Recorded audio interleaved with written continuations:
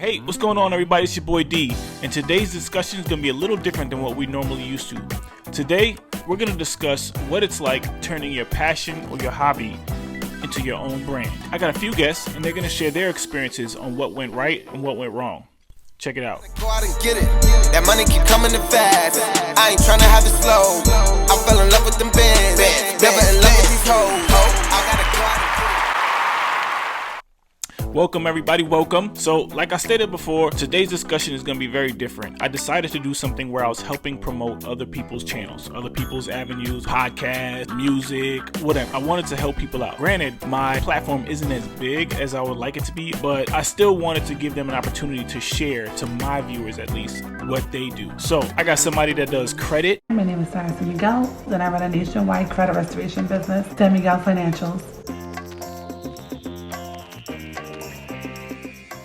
I got somebody that does a podcast. My name is Jordan Queen. I have a podcast on Facebook and YouTube called The Forgotten 5-Star. It tells the stories of different athletes that maybe people haven't heard about in a long time. Maybe I don't know how much he realizes that now, but it's an honor.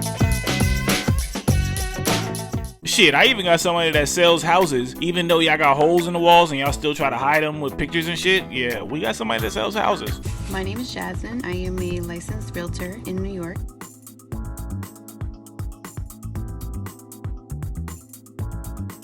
I got somebody that started their own basketball tournament. You know how hard it is to start a basketball tournament? Have you ever seen people pick teams in full court? Shit takes forever. My name is Brian Lassiter, co-founder of Rivalries Never Die, high school alumni basketball tournament, as well as a youth basketball tournament.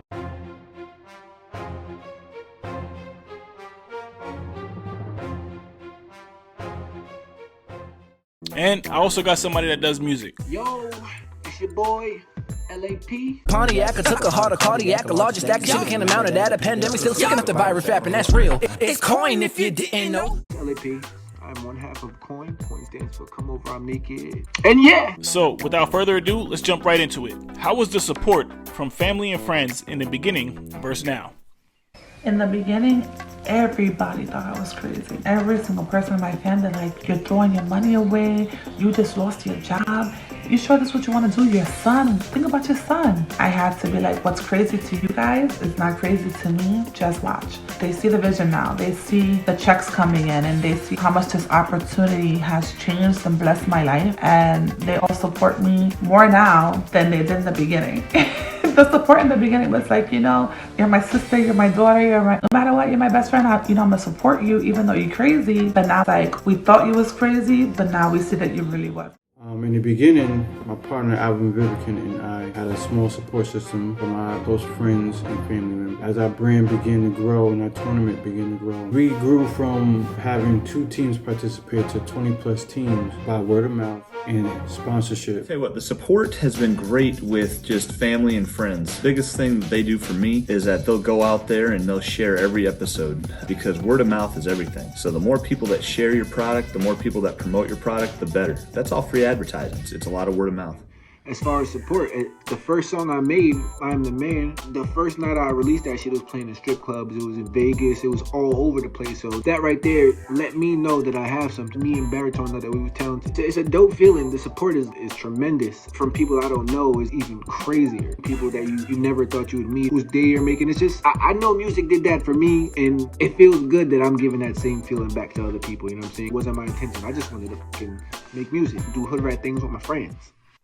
Listen, man, support is huge. It don't matter how much talent you got. If you ain't got support from at least your family and friends, it's gonna make things 10 times harder. And I'm not talking about the support that's like, oh, go baby, do your thing, like you got it, and they laughing behind your back. I'm not talking about that. I'm talking about support where they share it on Instagram, Facebook. If you got a YouTube channel, they like it, they subscribe. For me, even now in my 11th video, I have close friends that have still never even said a word to me about my channel. Not even a, yo, I seen your video, you doing a good job. Nothing. Not even shared it. They'll hit you up and talk about hoes and fat asses and all type of other shit, but they refuse to congratulate you on what you're doing or what you're trying to do. So having a good support system is real, man. It's true what people say. Your biggest supporters are people you don't even know. I don't know why that is, because you would think your own homies would hold you down, but it's not always the case. All right, so how did some of y'all pay for your startup or your licenses or whatever? How did y'all pay for that? I mean, it was pretty simple. It doesn't really cost too much to start to be a real estate agent. You do have to take the course, and then once you become an agent, you do have to pay for your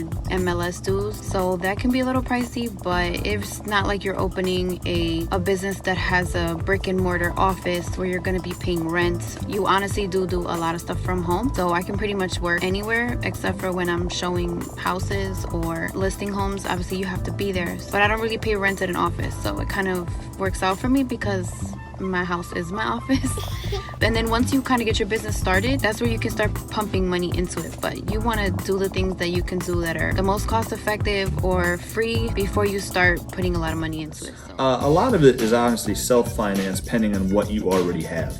A very good computer is necessary to do a podcast, obviously. I'm the main moderator. I'm the one that gets all the Zoom calls going. We do our project through Zoom right now just because of the COVID environment. But the biggest thing is you got to make sure to have the proper microphone. You got to make sure to have the proper computer. I think that in the project altogether, we probably put about over $2,000. In the beginning, we financed our tournament with our own money. The uniforms we used our first 2 years, jersey shirts, which players paid for themselves, anywhere from $15 to $20. As the years went on, we was able to get sponsors, and from there, we was able to pay for almost everything, and the rest was basically through our own money.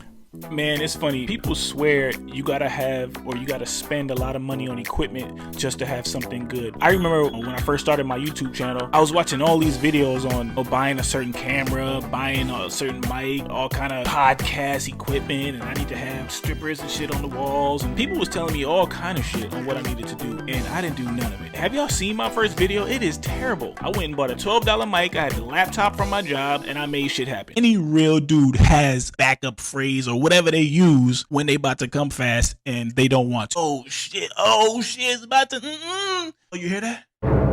What's that? Oh, no, it's nothing, And now you just saved yourself 5 more extra pumps. So you don't need to spend a lot of money. You just need to be smart with your money on what you buy. Don't listen to everybody else. Buy the essential things that's gonna give you the best product you can have for the money that you have and make it work. So I know when I first started, I had a lot of issues. I was lost. What are some of the things that y'all had to overcome? The toughest thing for me in the beginning, network marketing is huge on what's your story? Why are you doing this? Why do you want to become a CEO? Why do you want to become a 6-figure earner? Why do you want to become the first millionaire in your family? Like, damn. Why do I? I had to really push beyond my limits. What are your real life goals? What do you want to be? What do you want for your family? And learning to remain true to me and just realizing my goals and just realizing that everybody's journey is different, everybody's story is different, and just learning to remain authentic and true to me. That was definitely a huge obstacle in the beginning. She made whoever was asking those questions sound like that angry black dude that's mad you watching TV instead of signing up for college. Couch, you're watching TV, and your life is passing you by. You keep procrastinating over and over. No, do it right now. Go talk to somebody right now. Spend all day on the phone anyhow. Why are you making it complicated? It's easy. Like, look at that dude. That dude was really upset you was watching TV. The toughest thing that you have to overcome while doing a podcast, one, is that our podcast is a live podcast. I would not suggest, to be honest with you, doing a live podcast. It makes for a lot of difficult things. The guests, we have to make sure that they know when to be there. Our viewers deserve to turn on that channel and right away get the product that they want to watch. That's very hard to do during a live broadcast. Most of the people that we deal with are athletes. Sometimes they can have an inflated ego. Sometimes they think that the world starts and stops with them. And you have to be polite enough, yet professional enough to make them understand that what we're doing right now is a business, and it's not just about them, it's about the people, it's about the fans. I think for me, the toughest thing was knowing I had something good and not knowing how to get it out to the public, how to promote, and understanding that you can't rely on other people to promote your stuff. Like expecting my friends or expecting my family members to, share my stuff all the time and get me a fan base instead of going out and doing it myself. Also, when you are promoting it, you get people blowing you off, and it's totally understandable. You know why? Because there's so many people promoting shit and it sucks. So now when someone that's promoting something that's actually good, you're looking at it like, ugh, another one? So, like, how can I get people to watch this and actually give it a chance, even though the video they just fell for from somebody else was absolute shit? You messing it up for everybody else who's posting good shit. If your shit is trash, stop sharing it. Because now people seeing my shit and they're like, I just saw Ray Ray shit and his whack ass album. I don't want to hear nothing else. stop doing that, Ray Ray. But it's always a great feeling when people do finally give it a chance and then they give you such great feedback. Or they tell you that they've binge watched all your videos. Like, that's such an amazing feeling. So I'm gonna keep promoting. If I'm annoying y'all, so be it. One of y'all gonna try it out and y'all gonna like it. So with that being said, has there ever been a time you wanted to quit? Was there ever a time I wanted to quit? I wanted to quit before and after every single podcast. The reason is sometimes it's just that stress. You got to understand, when you're doing presentation on somebody else, you owe it to that person to do your homework on them. They're taking the time out of their day to come and discuss their life. Now, if you don't come there with the right questions, facts that aren't true, what service are you doing them? You're basically bringing them on to say, you are interesting enough to talk to, but I've shown no interest by doing nothing. You have to put in the homework. You can't just wing it in life and get away with it, including a podcast. I quit my full-time job to pursue this, so quitting really wasn't an option for me. I really didn't have a backup plan to say, no, you're doing this or nothing, so you're gonna figure it out. Whether you have to cry, today's gonna be a tough day, it doesn't matter. I went all in. I didn't give myself an option. Quitting really wasn't part of the plan, even if I wanted to quit. Ever wanted to quit? Hell to the yes. Nobody ever tells you how tough it is. Everybody's like, hard work, it's hard work. Being a business owner is a blessing. And when your business is booming, you're like, wow, this is amazing. But when you're going through a dry season, let me keep branding myself. Let me keep networking. And you're not seeing the fruits of your labor, that's when it gets tough. And I wanted to quit when it got tough. God is my witness. I will quit if this is not fixed. Some of us like the walk more than others. Oh, it's like hell. But I stood committed, I stood consistent, and I'm still here. There's been plenty of times where I wanted to quit. To have the tournament that we have, every year has to be better. Every year has to outdo the previous year. It definitely gets hard when, you have teams that would back out last minute. You have to pay extra money out of your pocket that you may not have. Sometimes I just feel as though I just want to take off a year, but then at the same time, understand that I just look to do my best to get everyone excited and happy to participate. Only multiple times I was like, yo, f this. I don't want to do this no more. You know what I'm saying? Music, the people I'm running with, the everything. Still waiting on that heifer, Julio. Fuck you, you're cool. And fuck you, I'm out. There's definitely be multiple times. And what that means to me is that you're just really passionate about what you do. It upsets you that you're not at the place that you want to be. Keep that shit going, man. Don't fucking quit, especially if it's for yourself. I'm glad I'm not the only person that has thought of that, because I promise you, like, I've wanted to quit so many times. And it's not even because the job is hard or because I'm running out of ideas. Yo, it's always like the technical stuff, not understanding why something isn't working. I do the same thing every video, and there'll be a time where I post a video that was only 13 minutes long, the same way I do on my other videos. I'll go to upload it, and it'll literally take 19 hours to upload a video. I don't understand. And you know what the worst part about it is? You can't even go to YouTube and ask them for help. They literally sent me an email and said, we only help the people that make money. You know how much of a slap in the face that was? Like, I'm reading the emails like, rude. So what's up? Y'all got any advice for us? Stay focused, understand that you will make mistakes. There's always going to be somebody who either criticize, who wants to put in their sense of how you should do this, how you should do that. Go with your gut and just believe in yourself. Learn that mindset is key. Making the decision to stay committed, no matter how hard it gets, is everything. No business grows overnight. No business is successful overnight. It's gonna take time.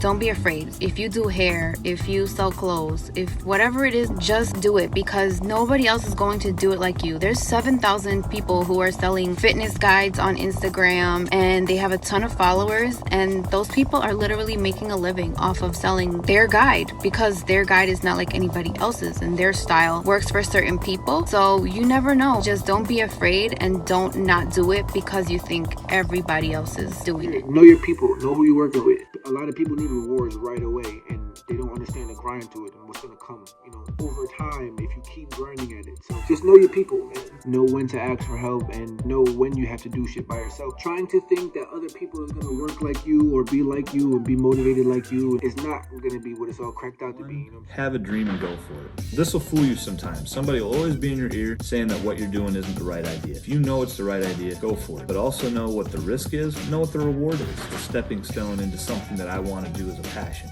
How do you translate that into doing something successful for yourself and turn your hobby into a career? It's really up to you. So I'm going to give two sets of advice. The first set is going to be towards anybody that's trying to make something of their passion or their hobby. Work harder than everybody else. I don't care if it looks corny. I don't care if you look silly, if people laugh at you, if people are annoyed. I don't care. Work harder than everybody else and promote your own stuff. Like I said before, one of the biggest mistakes I made in the beginning was relying on other people to promote my stuff. Work harder than everybody else and promote your own stuff. I reached out to certain people that I wanted to help, that have their own business or have their own hobbies that they're trying to get off the ground. I reached out to these people to try to help them, and you would be surprised how many people couldn't take 3 minutes out of their day to record a promotion video for their own brand. 5-6 questions. So what you're telling me is you didn't have 3 minutes, yet you want everybody else to like your stuff, share your stuff, and put it out there. If your goal is to get your product off the ground, do whatever it takes. Don't be like those other people that don't have 3 minutes to promote their own shit. Shit, I went out and bought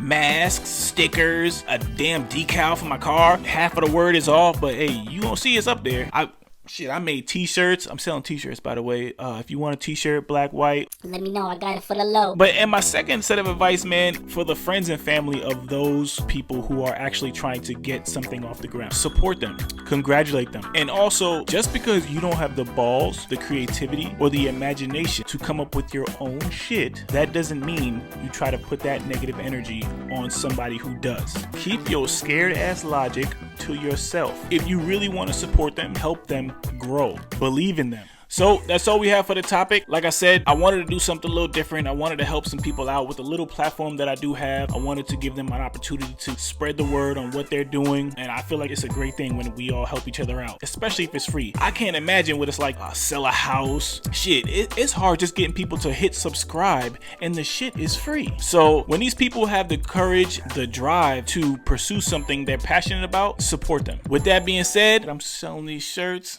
Help a brother out. $20, you know what I'm saying? Black or white, they fire, they feel good, you know what I'm saying? They make me feel brolic. If you're interested, want a shirt, let me know. Until then, see y'all next Sunday.